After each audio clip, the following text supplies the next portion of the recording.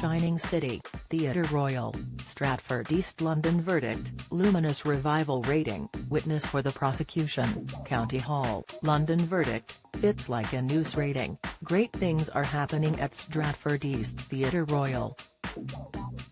Now into her third season in charge, artistic director Nadia Full has pulled off another coup to follow her casting of Lenny Henry and August Wilson's King Hedley II in 2019. This time she has attracted star quality in the shape of Downton's Brendan Coyle for an immaculate revival of Conor McPherson's melancholy gem of a tale about Dubliners with guilty secrets. Coyle plays a grief-stricken man seeking help from a therapist after finding himself haunted by the ghost of his wife, who died recently in a car accident. But as the shrink, Rory Keenan has demons of his own. Having left the priesthood, his life is in free fall, and the desperate mother of his newborn child is on the warpath. This is a luminous production of an exquisitely painful drama. Full and her cast are particularly attentive to the sad nuances and wit of McPherson's writing, in which the characters relate stories about themselves in a bid to get a handle on their pain.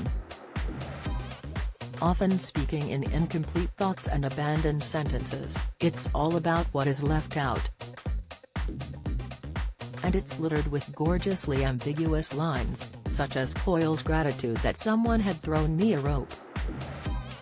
Peter McIntosh's design presents a cold, damp Dublin tenement, at first sparsely furnished with drab second-hand furniture, later brightened with plants and throws, to indicate the passing of time. There is something ghostly about the room itself.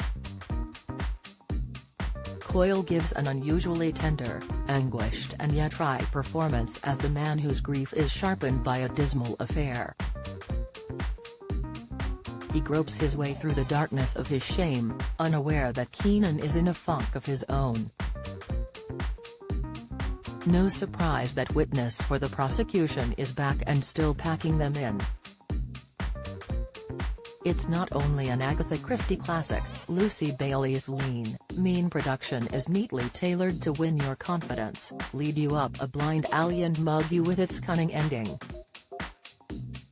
The tale of an affable young drifter accused of murdering a wealthy spinster in 1950s London is heavy with portent.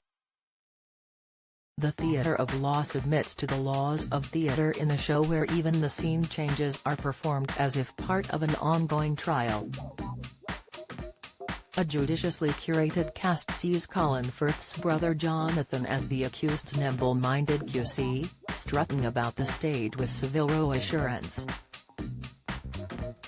Miles Richardson weighs in as his opposite number, a glowering, pink-faced scourge eager to crush the accused and his case.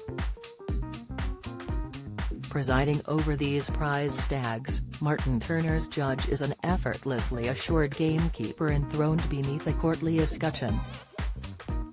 As our defendant Leonard Vole, trembling in the dock, Joe McNamara is a cute and motherable young man, desperately pleading his innocence.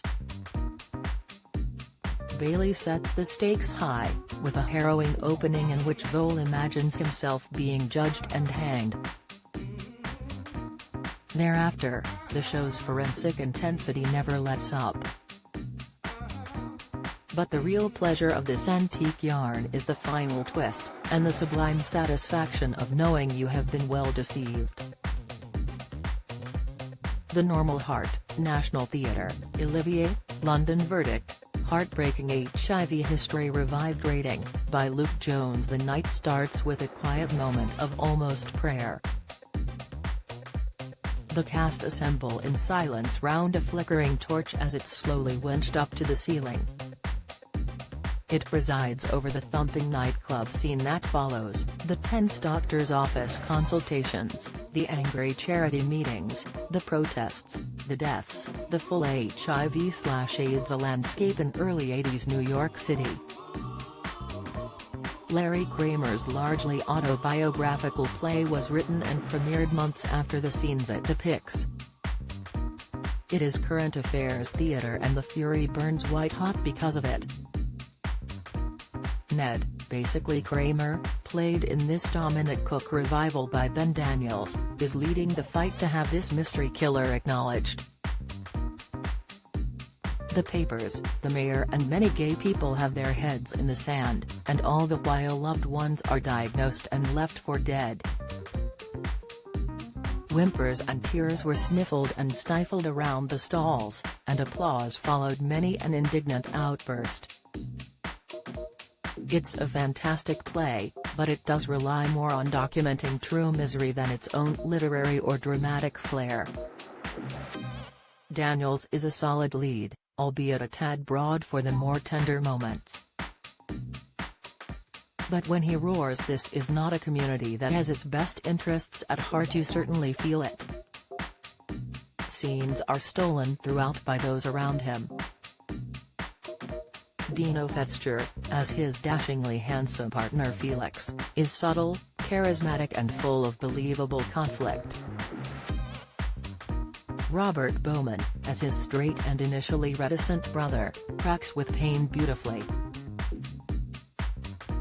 Danny Lee Winter, as activist Tommy, is glorious camp comic relief, introducing himself as a hospital administrator and southern bitch with a lilt that makes every word enjoyable. But it's the teetering between drollness and death where the magic happens. Liz Carr, as the dog Dr. Emma, delivers a barnstorming speech in one scene, then has us choking with laughter after an off-color gag in another. It's much-needed relief in an evening that, for all the right reasons, will have you boiling with rage.